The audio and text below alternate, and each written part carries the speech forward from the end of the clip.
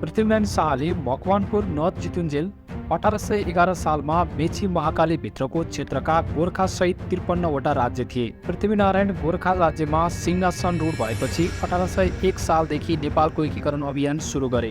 गोर्खा राज्यको स्थापना 1616 सालमा द्रव्य शाहले लमजुङबाट छुट्टिएर गरेका थिए। त्यसकारण लमजुङबाट आफ्नो अस्तित्व जोगाउन गोर्खाले निरन्तर सङ्घर्ष गर्नु परेको थियो। त्यसबेला नेपालभित्रका राज्यहरूमा भोटसँग व्यापार सम्बन्ध भएका वा तराई क्षेत्र समेत भएका पाल्पा जस्ता सेन राज्यहरू मात्र धनी थिए। भोटसँग व्यापार सम्बन्ध नभएको र तराई पनि नभएको गोर्खा राज्य भने गरिब थियो। तर निरन्तर सङ्घर्ष गरिरहने भएकाले गोर्खाली पहिलेदेखि सुरवीर थिए। द्रव्य शाहकै पालादेखि गोर्खा राज्यमा भारदारहरूको मजबुत सङ्गठन थियो। यस सङ्गठनमा अर्जेल, खनाल, पाँडे, बस्नेत, मगर र बोहरा आदि 6 थरी सुरवीर र विद्वानहरू थिए। यिनकै सहायताले राजाहरू न्यायप्रेमी, धर्मात्मा र महत्त्वाकांक्षी पनि थिए। तीमध्ये राज्यमा राम्रो थिति बाँध्ने राजा भनेर रामशाहको नाम चल्थ्यो। रामशाहले जनतामा पीर शास्ति नहोस्, सानोतिनो कुरामा झैझगडा नपरोस् भनेर अनेकौं चलन बसाए। उनले केही क्षेत्र जितेर राज्य पनि फैलाए। त्यस बखत पहाडी राजाहरूको प्रशस्तिमा गिरिराज चक्र चूडामणि भनिँदै आएको थियो। उनले चक्रवर्ती पदवी समेत लिएर गोर्खाली राजामा महत्त्वाकांक्षा जगाएका थिए। गोर्खा दरबारमा रामायण, महाभारत आदि पुराण सधैँजसो लगाइन्थ्यो। पुराणहरूमा राजाले राज्याभिषेकपछि देश विजयको उद्योग गर्नुपर्ने कथा भनिएको हुँदा राजाहरू देश जित्ने प्रयासमा लाग्थे। पृथ्वीनारायण शाहका पिता नरभूपाल शाहले पनि भोटको बाटो खुलाएर व्यापार चलाउने रणनीति अनुसार नुवाकोट जित्ने प्रयास गरेका थिए। नरभूपालले युद्धमा जयन्त राणालाई सेनापति बनाएर पठाएका थिए, तर हारेर फर्केपछि उनको पद खोसिएको हुँदा कान्तिपुरका राजा जयप्रकाश मल्लसँग मिल्न गएका थिए। जयप्रकाशले लोहाको बैरी लोहै होस् भनेर उनलाई नुवाकोटमा तैनाथ गराएका थिए। नरभूपालको निधनपछि पृथ्वीनारायण शाहको राज्यारोहण भयो। बाबुले थालेको प्रयास सफल पार्ने उद्देश्यले उनले जयन्तलाई पत्र लेखे, "त मेरो घरको पुरानो मान्छे होस्, जयप्रकाशको नोकरी छाडिदिए र गोर्खा आइज।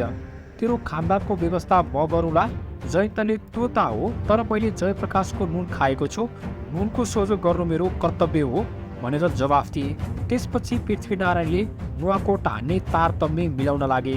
1801 सालमा नुवाकोट जितेपछि भोटमा व्यापार गर्न केरुङको बाटो खुल्यो। नुन, सुन, ऊन तथा भेडा, घोडा र च्याङ्ग्राको व्यापार हुन लाग्यो। भोटबाट चाँदी ल्याएर नुवाकोटको टक्सारमा शुद्ध चाँदीका मोहर ढालिन थाले र 2010-11 सालदेखि भोटमा पठाइन थालियो। त्यसअघि नै कान्तिपुर र भातगाउँका राजाले चाँदीका मोहर टक मारेर भोट पठाउँथे। पृथ्वीनारायणले नुवाकोटबाट सोझै कान्तिपुर सहर पसेर आक्रमण गरेनन्। आक्रमण गर्दा शस्त्रधारी सिपाही मात्र नभई आम मानिस पनि मर्ने भएकाले युद्धमा भर्सक जनता नमरुन् भन्ने उनको चाहना थियो। उनको रणनीति थियो साम, दाम, दण्डभेद प्रयोग गरेर विपक्षीलाई हात लिई उपत्यका जित्ने। त्यसै अनुरूप उपत्यकाका 3 सहरलाई घेरा हालेर गलाए। ककनी, शिवपुरी, नगरकोट हुँदै पुतीतर्फ जाने बाटो छेके। यसले पुतीबाट 3 सहरले भोटसँग गर्दै आएको व्यापार बन्द भयो। उत्तरका किल्लामा लड्ने क्रममा पृथ्वीनारायणका दाहिने हात काजी शिवराम सिंह बस्नेत बिते। दक्षिणतिरको कीर्तिपुर किल्ला बडो जब्बर थियो। यो किल्ला जितेपछि 3 सहर जित्न सम्भव हुन्थ्यो। त्यसैले कीर्तिपुर जित्ने व्यग्रतासहित उनी दहचोकको किल्लामा जमाएका थिए। उनले काजी कालु पाण्डेको नेतृत्वमा युद्ध लड्न आदेश दिए।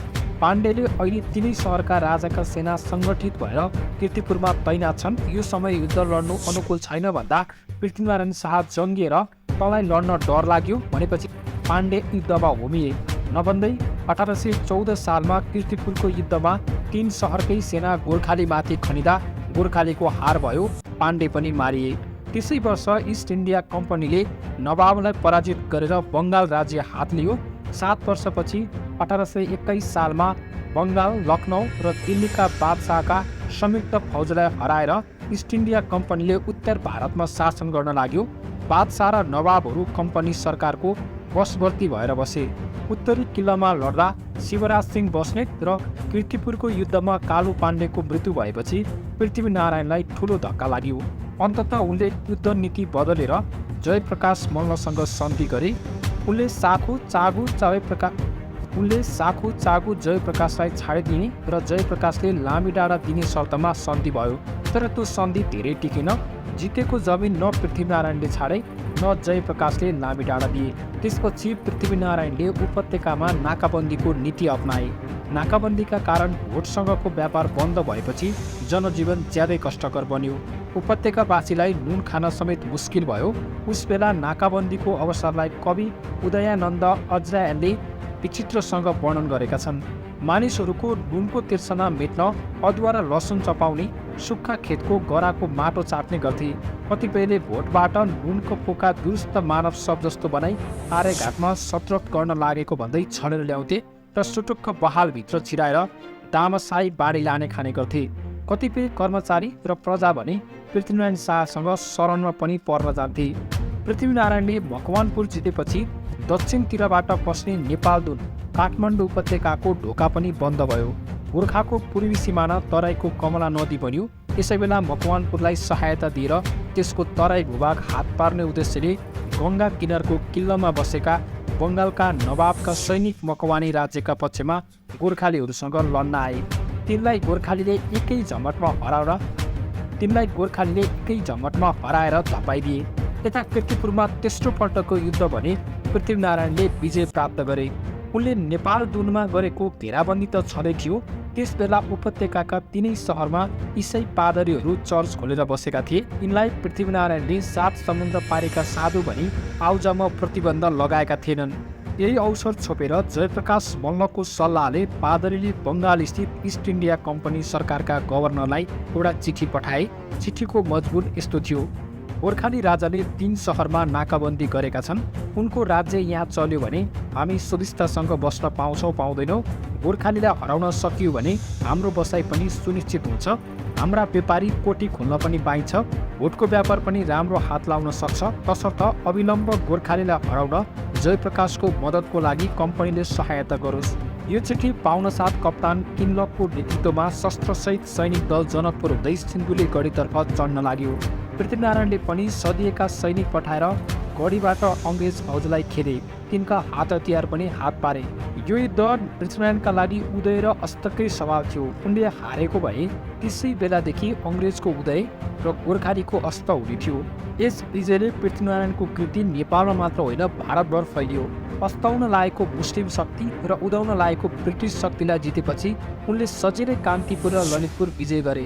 अर्को वर्ष 1826 सालमा भक्तपुर पनि जिते।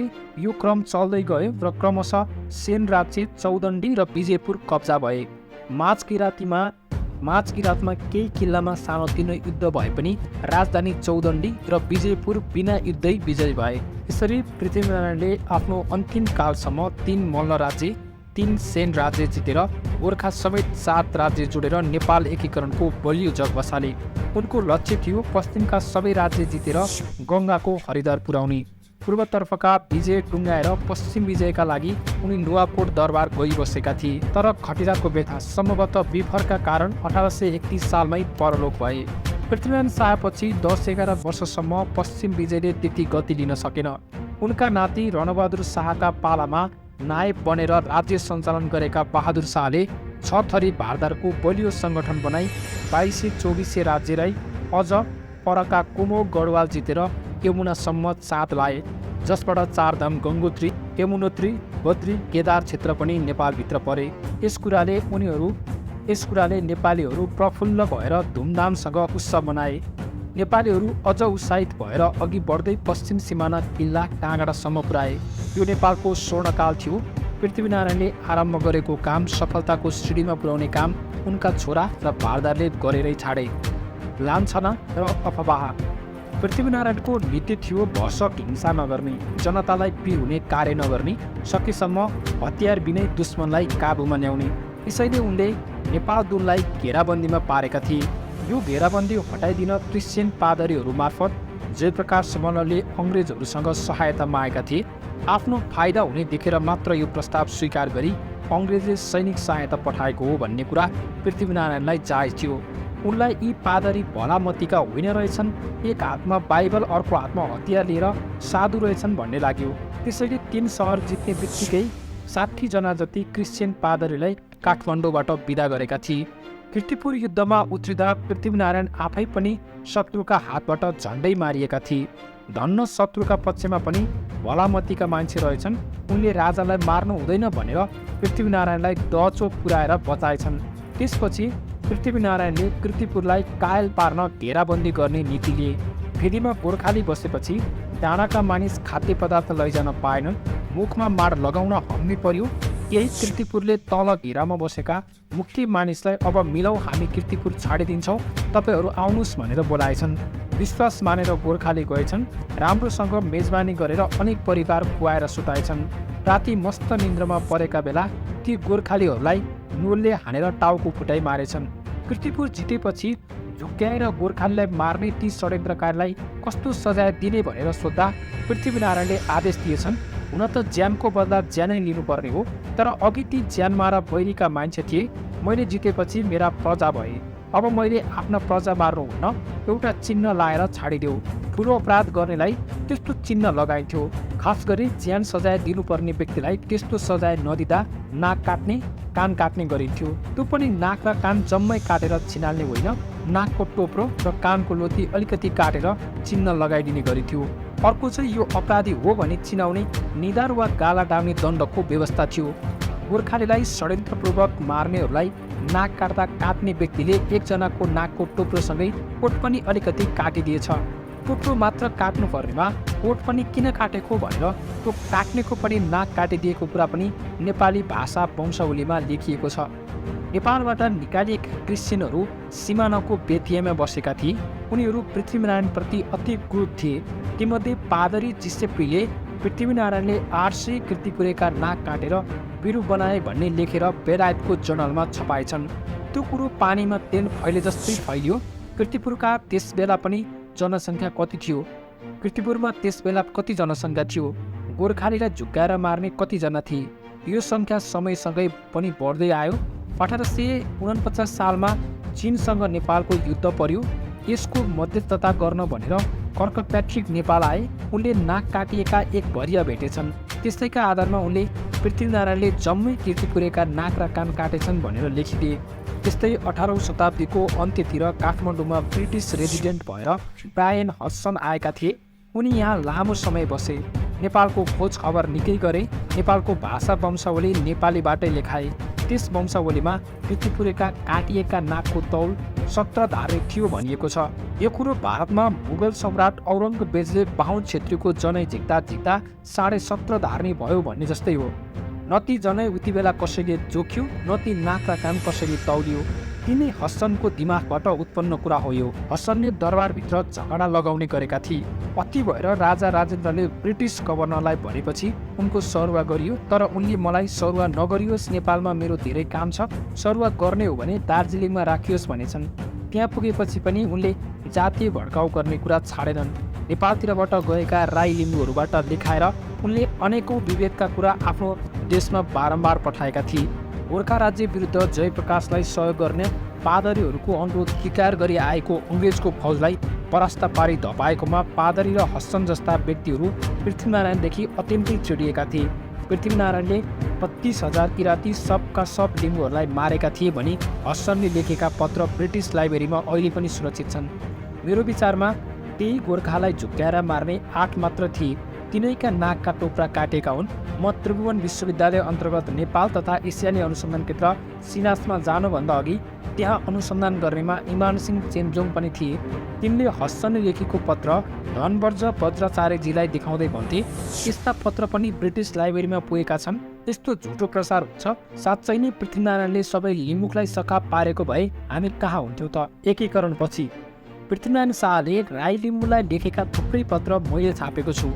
ती पत्रमा मेलमिलापका र राम्रै कुरा पनि छन्। मैले लेखेको नेपाल सुखी सम्बन्ध पुस्तकमा पृथ्वीनारायणले लिम्बूलाई सम्बोधन गरेर लेखेको पत्र पनि समावेश छ। त्यस पत्रमा उनले तिमीहरूले खाइपाइ आएको यथावत रहनेछ, धर्मशास्त्र मान्नेले धर्मशास्त्र र मुन्डुम मान्नेले मुन्डुमै मान्ने कार्यमा खलबल हुने छैन भनी लेखेका छन्। हमुवान लिम्बुवान सर गर्न गोर्खा राज्यका सरदार रामकृष्ण कुँवर पहाडतिरबाट र काजी अभिमान सिंह बस्नेत तराईतिरबाट गएका थिए। अभिमान सिंहले दशा लिम्बूलाई मिल्न आग्रह गरे। केही फाटाफुट्टा सुखीतिर लागे पनि अरू सबै गोर्खालीसँग मिल्न आए। त्यस्तै विजयपुर राजधानीमा रहेका राजा कर्णसेन र देवान मन्त्री बुद्धकर्ण राई दुवै भारतको पूर्णियातिर बसे। अर्थात् पृथ्वीनारायणले अर्थात् पृथ्वीनारायणले जितेका 6 राज्यका राजधानीमा कुनै हिंसा वा युद्ध गरेनन्।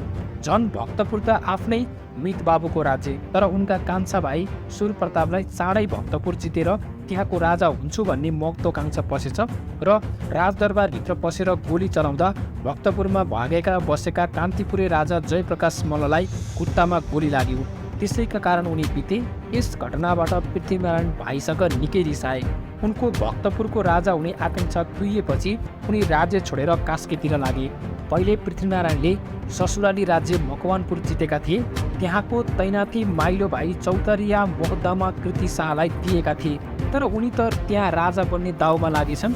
यो कुरा पृथ्वीनारायणलाई उनीप्रति वफादार केहर सिंह बस्नेतले बेले विस्तार लगाए। पृथ्वीनारायणले भाइले बोलाएर सुनेको कुरो सुनाए। महोदयमा कृतिले आफ्नो कुरो लगाएछ भनेर केहर सिंहलाई दोष दिन थाले।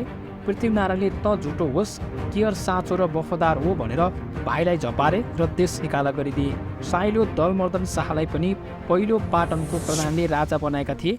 पछि फेरि उनी त्यहीँका राजा हुन चाहन्थे। त्यो इच्छा पुरा नहुँदा उनी पनि विदेशी। पृथ्वीनारायणले महामोहमा लागेर भाइ भाइमा राज्य बाँडेका भए नेपाल राज्य टुक्रिने थियो। भाइहरू बीच राज्यको अंश नलगाउने उनको कार्य अत्यन्त राम्रो र दूरदर्शी थियो। राज्य टुक्रिएर र अहिले हामी सिङ्गो नेपाल भयौँ। पृथ्वीनारायणको समीक्षा गर्दा उनले राज्यलाई भाइहरूमा अंश नलगाउने कुराको ठुलो महत्त्व छ। व्यक्तिको परीक्षा युद्धका बेला के गरे भन्नेमा मात्र होइन, शान्तिका बखत कस्तो नीति लिए त्यसको दीर्घकालीन प्रभाव कस्तो रह्यो भन्नेमा हुन्छ। आज लगभग 275 वर्षपछि उनले गरेका कार्यको समीक्षा गर्दा यो कुरालाई केन्द्रमा राखेर व्यक्तिको मूल्याङ्कन गरिनुपर्छ। आदरणीय दर्शकबिन, भिडियोसँग सम्बन्धित रहेर आफ्नो विचार कमेन्ट सेक्सनमा राख्न सक्नुहुनेछ र यस्तै भिडियोको लागि यहाँहरूले हाम्रो च्यानललाई सब्सक्राइब गर्नुहोला। धन्यवाद।